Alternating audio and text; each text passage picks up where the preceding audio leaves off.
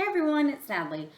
So I'm going to do a quick video. I don't have long to do it, but I haven't found one person on YouTube that did this video. So hopefully this can help you. And that is how the narcissistic in-laws affect your intimacy with your partner. The intimacy either dies, the sex life dies, or you become hypersexual to, in some weird way, manipulate the situation to bring awareness, to wake your partner up to the truth, to what is going on. But in a lot of cases, I have seen in my own experience too, is that your sex life dies.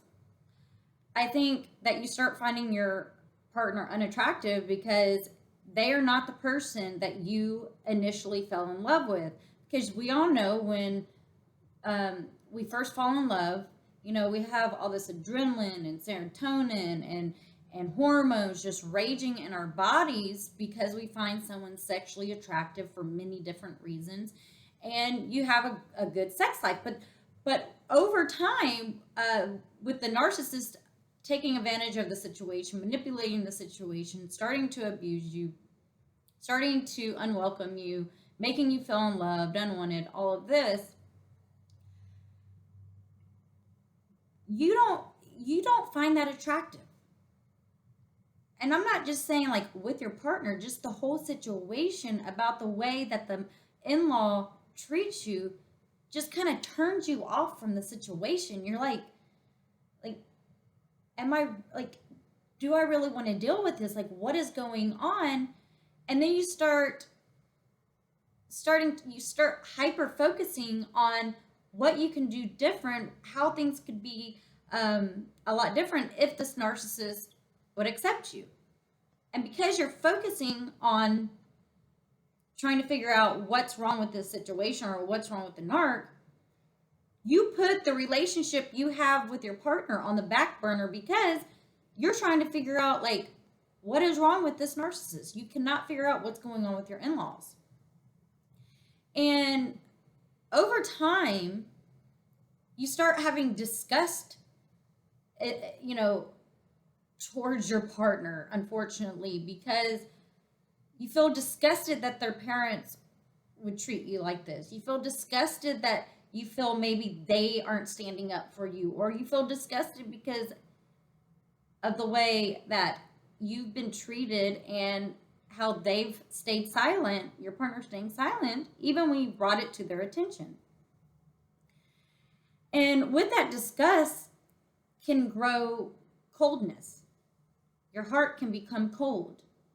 And so all these emotions and feelings that you once had with your partner, with the hormones raging and all of this, starts to kind of go away because that's not the person you fell in love with. The person that you fell in love with would protect you. But now you see that they won't protect you from this specific person, and that's your in-laws. And so you're like, who is this person? He introduced me to, I'm sorry, my phone. Introduced me to his parents, and I was feeling all kinds of ways about my relationship with my partner, but then he's allowing these people to abuse me, and you just find it unattractive, and you start growing cold to your partner because you're just like, how can you let this happen to me? Why are you letting this happen to me? This is your parents. Stand up for me. And so there's this unattractive bitterness that you have towards your partner now because you feel as though you are alone in this situation. You feel as though that your partner is allowing this abuse to happen because before you really educated yourself on narcissistic abuse, you don't really know that your partner too has been abused, that he's also a victim. And so you look at him differently, which then in return, when those magical moments happen, like cuddling, kissing, holding hands, having sex, spending time together. All of that you're just not attracted to anymore because you found out that your partner, I don't want to say allows his parents to do this because he's not really allowing them, but in some ways he is, but he's just not standing up for you. So all that stuff that drew you together, that made you a united front, has kind of went away because you don't feel like you have a united front when it comes to his parents. And so you start feeling lonely, and you feel like you're in this marriage alone, and those feelings can really disrupt the intimacy, the closeness, the bond that you have with your partner. And it all really stems from how the narcissist treats you and how you just have disgust for this whole situation. On the other hand, you can also become hypersexualized during this abuse. And unconsciously, you have become hypersexualized to really manipulate the situation.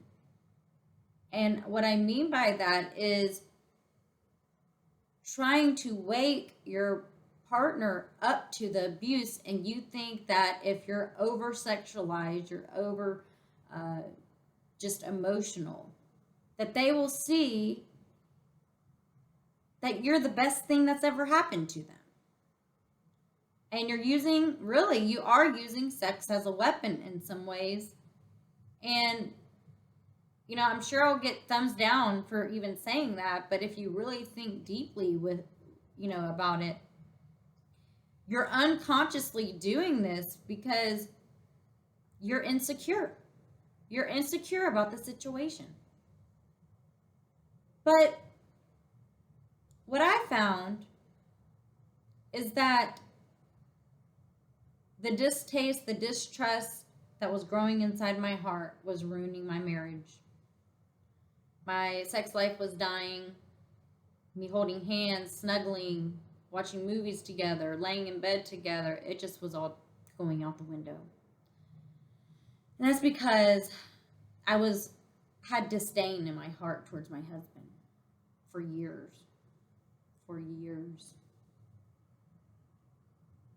And when I started educating myself about this narcissistic abuse, and I really meditated on it and I really thought about it deeply, I realized that he had no control over it. And even if he had told his parents something, which he had many times, they weren't going to stop their tactics against me. And I think in some ways, even your partner knows how his parents are and knows that they're not going to stop. Even though they do like to say, oh, they'll stop one day. They know in their heart they're not. And so I found that when I let the narcissist do exactly what she was planning on doing, and that is destroying my marriage, everything that made my marriage special just wasn't there anymore. And I knew I had to do something about it. And so when I woke up to the fact that, my in-laws are narcissists, I started looking at the situation differently. And I started having empathy and sympathy for my husband because I was isolating him from me because of what his parents were doing to me.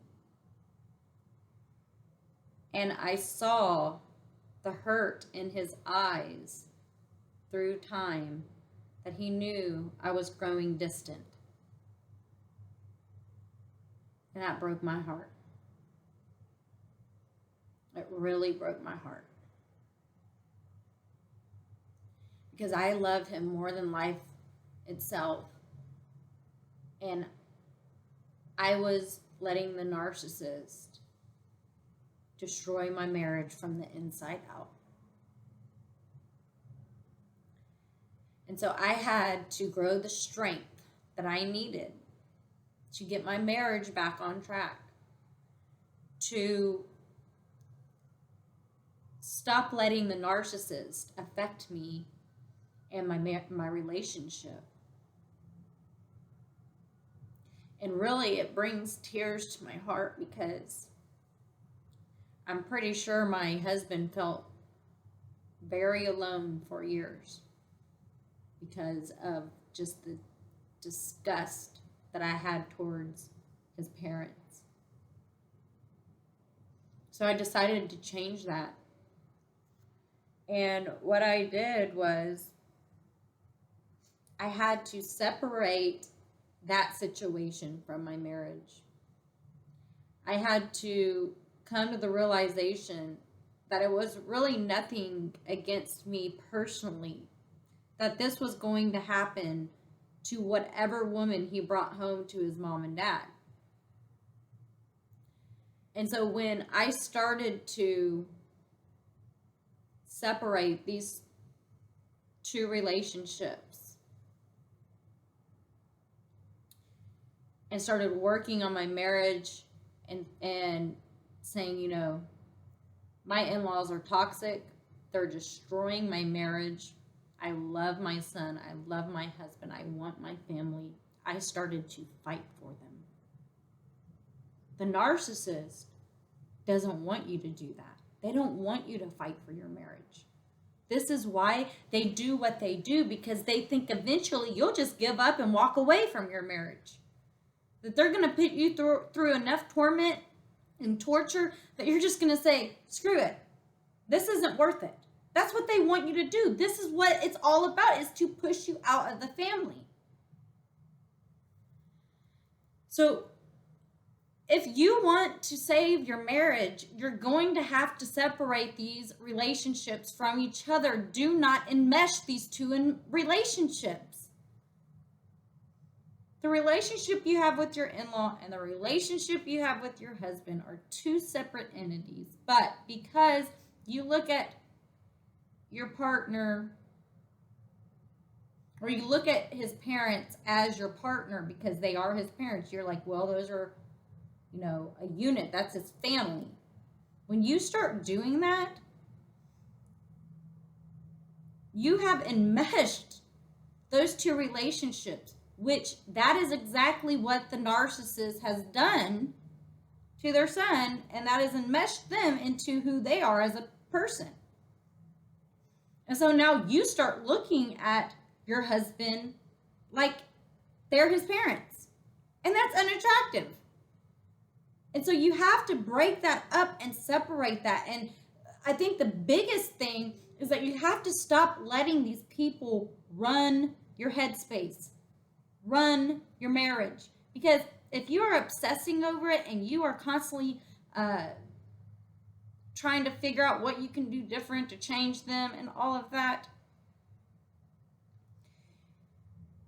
you literally have allowed these people to replace the relationship you have with your husband with them, because you have been hyper focused on trying to get these people to like you or understand the situation at hand. You have to learn that these people are not worth your time and energy. And when you can start gaining the strength, which it does take practice, it takes time. I know I'm sitting here preaching it. It took me a long time, okay? Trust me, I've been no contact 3 years and I still deal with issues, but I've grown stronger through, practicing different techniques. But if you can start practicing getting these narcissistic in-laws out of your headspace and start focusing on your family, your marriage, your children, Start cherishing that time that you have with them. Start cherishing your husband again, and stop looking at him like he's a perpetrator, because he's not. Your marriage will grow, and it hopefully will go right back to it was before you started letting the narcissist affect it the way you have. And I've noticed when I separated my in-laws and my marriage, things got better. When I stopped having bitterness towards my husband for the things his parents have done to me, my marriage grew. Our life went back on track. Our relationship went back on track. And now we're stronger than ever. But I'm not going to lie. Our relationship was weakened through the years by the narcissist. And it just about ended it. Going no contact in a lot of ways is your last ditch effort to save your marriage. This is why you finally have to say, I love my family, my husband, so much that I can no longer allow these toxic people to destroy it. Start having empathy and sympathy for your partner. Stop having disgust and hatred and coldness and distrust and distaste and loneliness and bitterness and all this stuff that you've been feeling, that you've been suppressing, that has been affecting your marriage because of it, because you're suppressing it. You gotta stop doing that, because if you can't find it within your heart to show your partner some type of empathy or sympathy, and you just keep growing colder, you might as well get out now, because that's not fair to him. Yeah, the situation isn't fair to you. I get it. But it's also not fair to him if you're punishing him for what his parents have done to you. And you have to find it within yourself to grow that strength to take this situation head on and start realizing that the narcissist is controlling your relationship. They're controlling your intimacy in some weird way, because you're so angry and so hurt that you just look at your partner completely different, especially after years of abuse. I mean, you really start looking at him like, you are not a man. And that mind frame is what makes you unattracted to him. That mind frame is what will destroy your marriage. So if you want your marriage to go back on track, separate those relationships. You've got to just get these people out of your headspace. You've got to stop thinking about them. And it's through practice. You're spending too much time thinking about them that it is destroying the number one priority relationship in your life. So yeah, and you can become hypersexual, and unconsciously you are using it as a manipulative tactic, because you're like, if I can just show him through sex how his parents are, he'll wake up.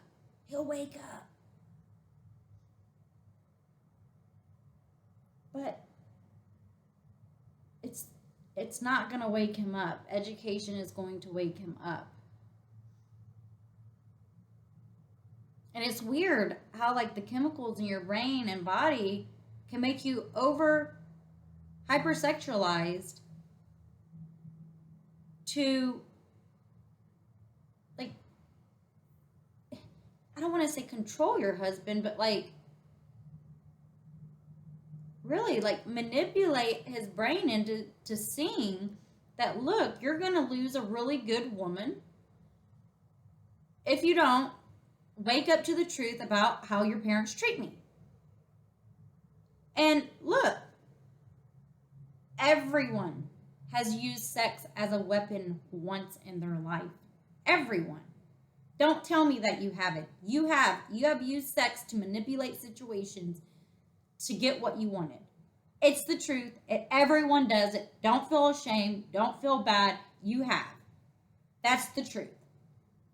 And so if you find yourself hypersexualized, thinking that it's going to sway your husband's decisions or opinions or whatever it is into your favor, it's not. Education is.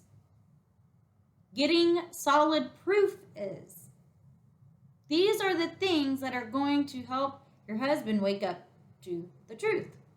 Or your wife. Just I know I say husband, I'm relating to me, but if it's your wife, just replace the word husband with wife. But yeah, your sex life definitely can die. I think that's the one thing that I've really experienced out of all this, is that the intimacy that I once had, that bond, that closeness, had died for a very long time because I was so upset. I was so hurt. And this is where I realized that I was giving these people too much time and energy. I have now put that situation as the first thing I think about every day instead of my marriage, my children, my partner, whatever. And you don't want to switch those two around. Your in-laws should be on the back burner, the last thing you think about every day, if you do think about them. Your relationship with your husband or wife should be the first priority in your life. But it's weird how the narcissist manipulates the situation where they are front row center in your everyday thought patterns, life, decisions, whatever it is. They become number one, and it's all on purpose. You're an adult. You can make your own choices, and you have to make the choice to put the effort into having your relationship the first thing you think about in the morning and the last thing you think about at night. Really, you've got to stop. I know I said, like, oh, your in-laws should be the last thing at night you think about. Well, what I mean by, like, they shouldn't be the first thing you're thinking about, the last thing you're thinking about. They just shouldn't be in your head at all. So I want to correct that, because I know I said that, but what I meant is that they just shouldn't have any space in your head where you're thinking about them like that, where you have now allowed the narcissist to be the first thing that you're thinking about all the time. You got to find a way to just get them out of your head. Maybe I'll do a video on that, but I basically tell you guys all the time that if you don't want them in your head, you don't want to be thinking about them, then you have to put the practice into stopping those impulsive, repetitive thoughts, those negative thoughts, because they can overwhelm your everyday life. They can take control over everything. First priority. I hope you like this video. Thumbs up if you do, subscribe, and yeah, I don't know. I could probably do a better video than this, but I just wanted to pour my heart out. Peace, love, harmony. Bye, guys.